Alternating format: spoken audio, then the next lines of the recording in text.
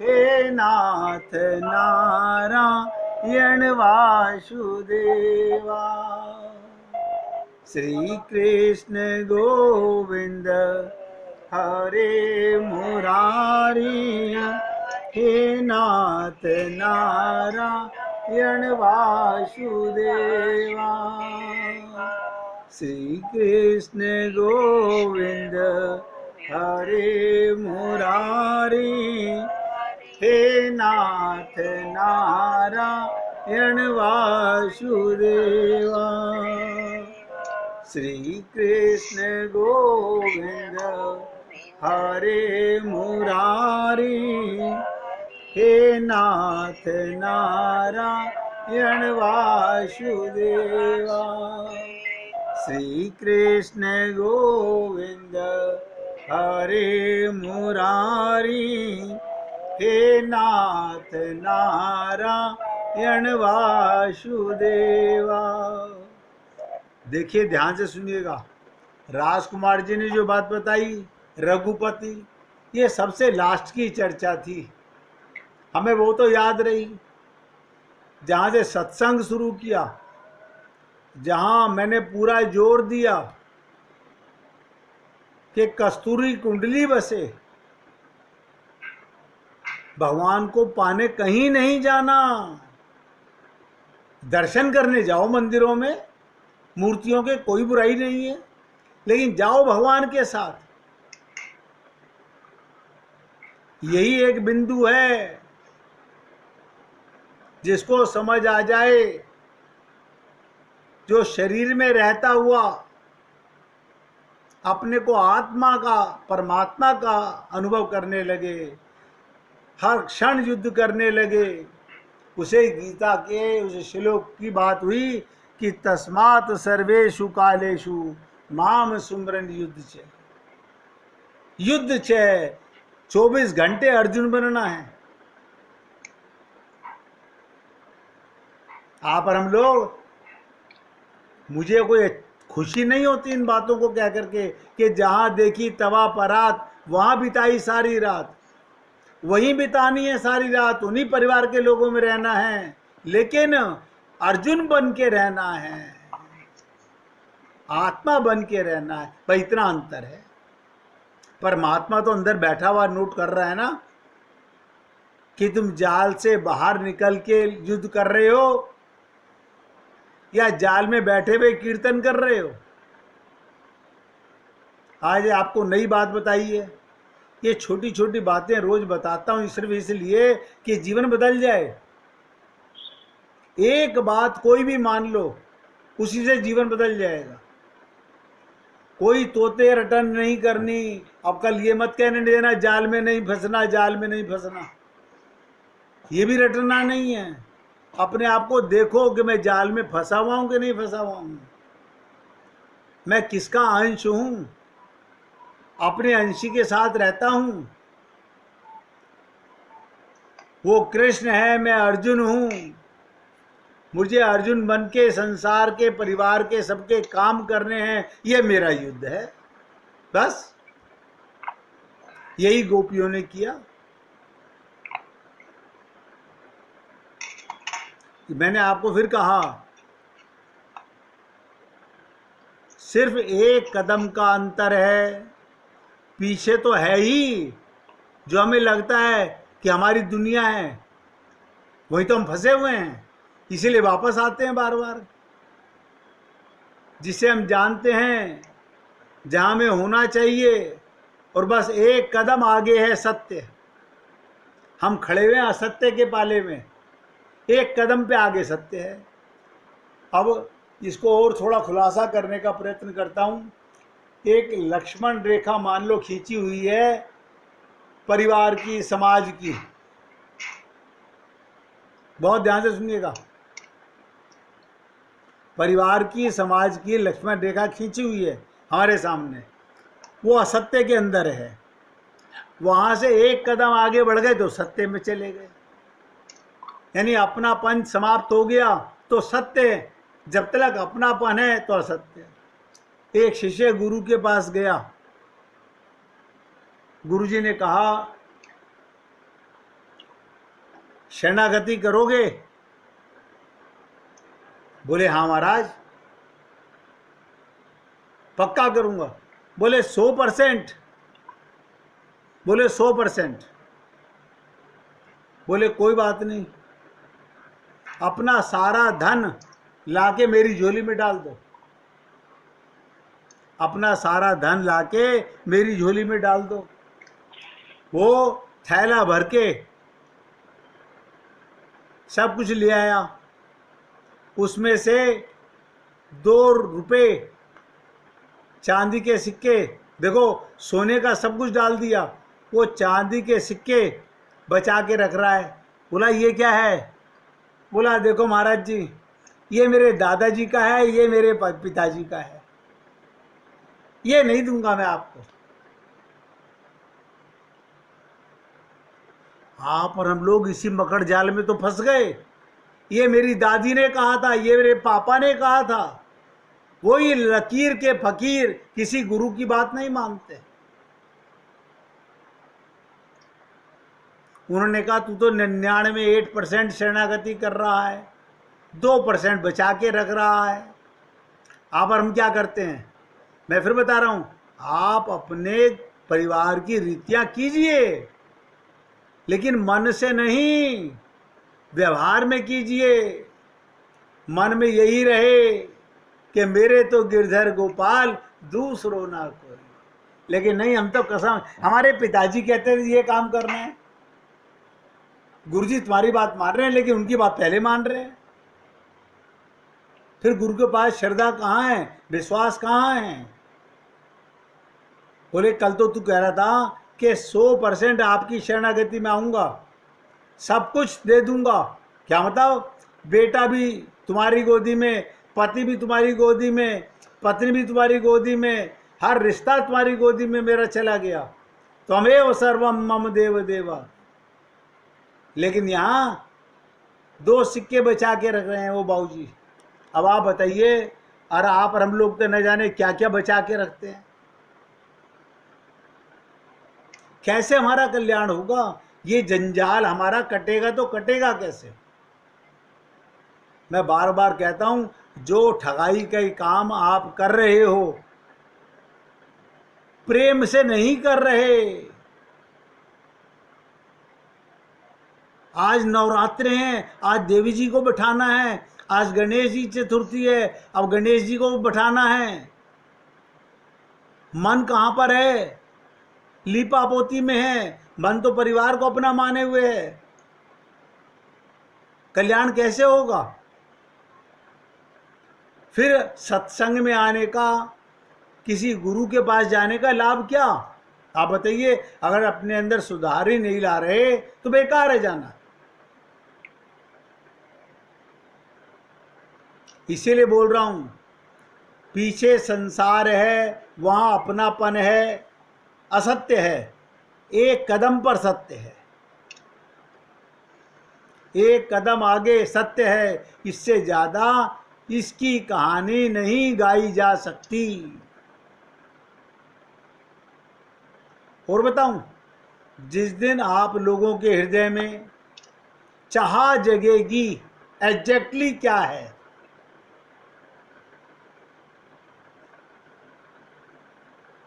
क्या इसके आगे वो भी निरंतर सत्संग से तो मार्ग अपने आप दिखने लगेगा। भाई यही कहा जा सकता है कि जो है वो ऐसा है, उसके लिए आप खुद अपने हाथ, पांव या गर्दन भी कटवा सकते हो। बस वो मिल जाएगा। आप स्वयं को अर्पित करने को तैयार हो, त्यागने को तैयार हो, वो मिल जाएगा।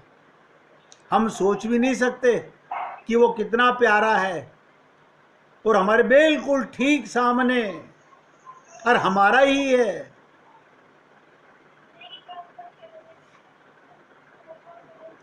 फिर आपसे पूछ रहा हूं, अगर आप लोगों को समझने में कोई दिक्कत हो रही हो, देखो व्यवहार खूब परिवार से करो, लेकिन ये ममता मोह आसक्ति की बीमारी, बार बार बोलूंगा, आपको कहीं जाने नहीं देगी, वापस संसार में ही लाके पटक देगी। और फिर पछताए क्या होते हैं, एक बार ये शरीर छूट जाएगा फिर कुछ भी हाथ नहीं आएगा।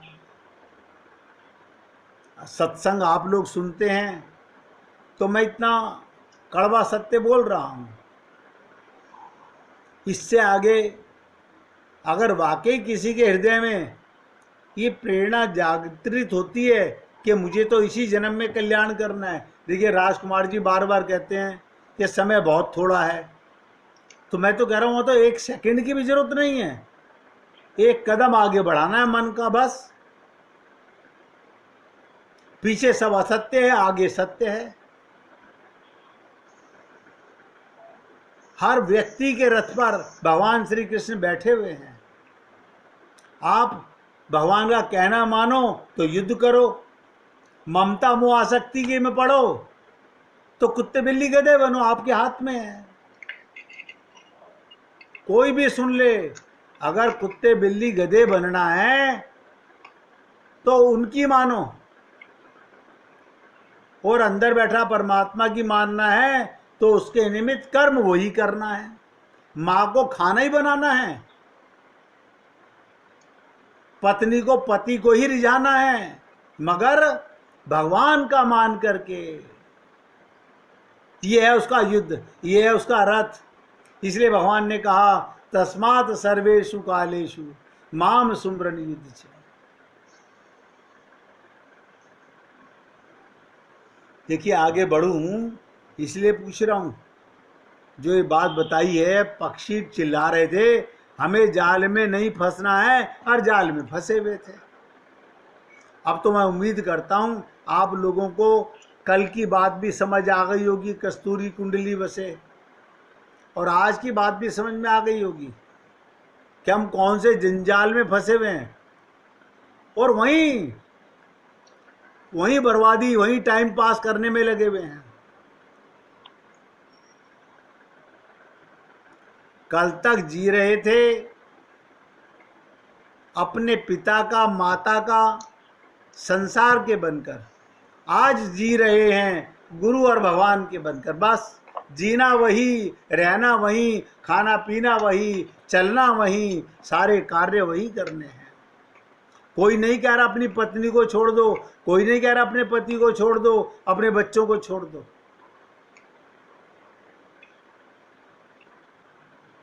केवल मन से हरि गुरु को समर्पण जब तक नहीं होगे, उनके निमित्त कर्म नहीं करोगे तो भगवत प्राप्ति नहीं हो सकती। सत्संग सुनने का कोई लाभ नहीं मिलेगा।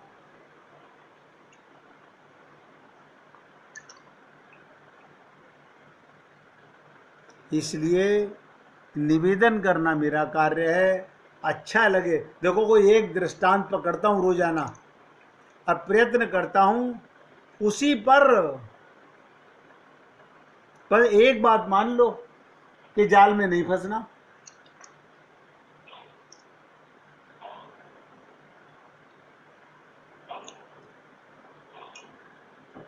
और ये किसी को बताना नहीं, मन ही मन में संसार के जंजाल में नहीं फंसना।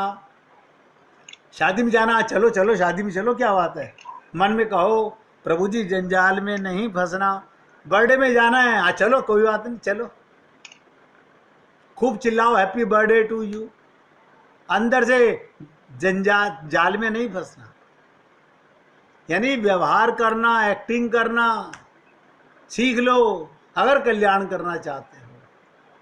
अन्यथा आप जो भी कुछ कर रहे हो बुरा मत मानना, सिर्फ तोता रटन है।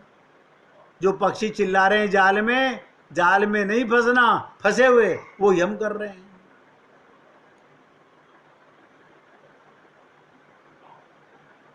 गीता में भगवान ने अपनी प्राप्ति पराभक्ति का ऐसा उपाय बताया जिसका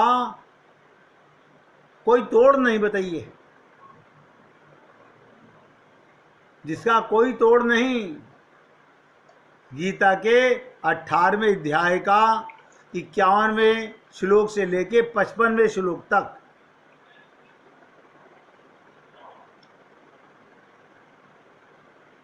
इक्यावनवें श्लोक से लेके 55वें श्लोक तक कोई तोड़ ही नहीं है किसी का। ऐसा उपाय बता रहे हैं। अरे भगवान ने तो हर श्लोक में उपाय बताया है, लेकिन करे कौन? जाल से निकलना कौन चाहे? कौन अपने रथ पर भगवान को बैठा हुआ मानना चाहे? कौन युद्ध करना चाहे? बात तो ये है। भगवान कह रहे हैं, जब मनुष्य विशुद्ध बुद्धि से युक्त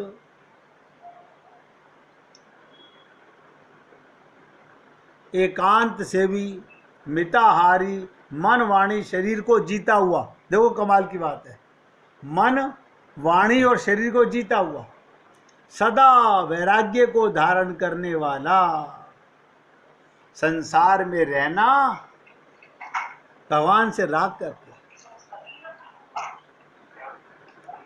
क्यों? सब में भगवान है, ये मान करके सबकी सेवा करना।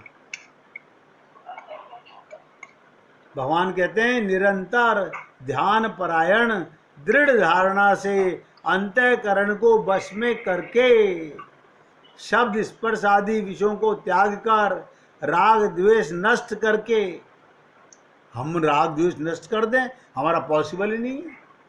हम तो जी राग के दम पे रहे हैं।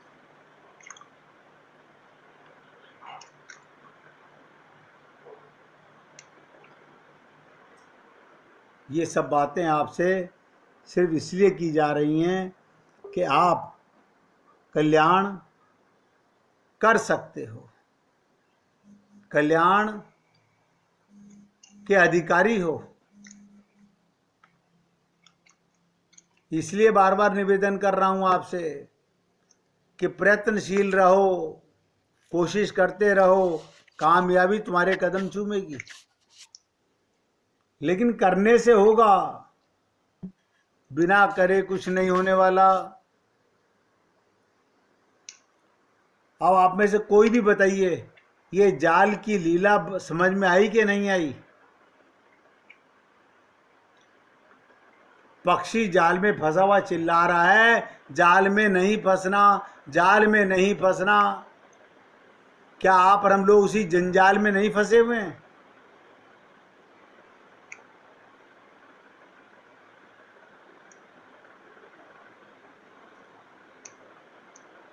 इसलिए मन में गांठ मारो कि मुझे भगवान का बनना भी है, भगवान को पाना भी है, या अपने आप को धोखा ही देते रहना है, अपना जीवन ऐसे ही समाप्त करना है।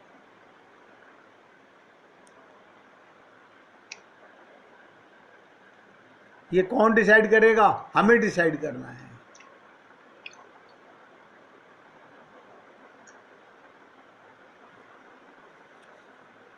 तो भगवान तो साफ साफ कहते हैं, ब्रह्मभूत होकर सदा प्रसन्नचित रहने वाला वो जीव किसी वस्तु के लिए शोक करता ही नहीं है। और आप और हम लोग जरा जरा सी बात पर बुरा और भला मानते रहते हैं। हम शोक के अलावा और कुछ करते ही नहीं हैं। कितने बड़े अंतर है हमारे अंदर। सोचो इन बातों को।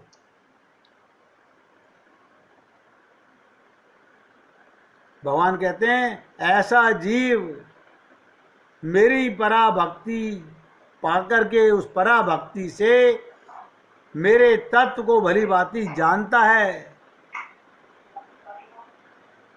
मैं किस प्रभाव वाला हूं। इसी पराभक्ति से मुझको तत्व से जानकर भक्त तदनंतर मुझ में मिला रहता है, माया के जंजाल में नहीं फंसता।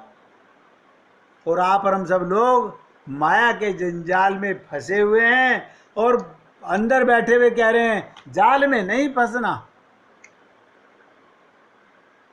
इसलिए मेरी आज की बात को, कल की बात को भी आपने सुन लिया था कि भगवान अंदर बैठा है, हम बाहर ढूंढ रहे हैं। और आज की बात भी, हम माया के जंजाल में फंसे हुए हैं और कह रहे हैं जाल में नहीं फंसना, निकलने का कोई उपाय कर ही नहीं रहे, तो निकलेंगे कैसे? एक मिनट भगवान का कीर्तन कीजिए, यह लाइट डिस्टर्ब कर रही है, फिर आगे चलते हैं। श्री राम जय जय राम, श्री राम जय जय राम, श्री राम जय जय राम, श्री राम जय जय राम, श्री राम जय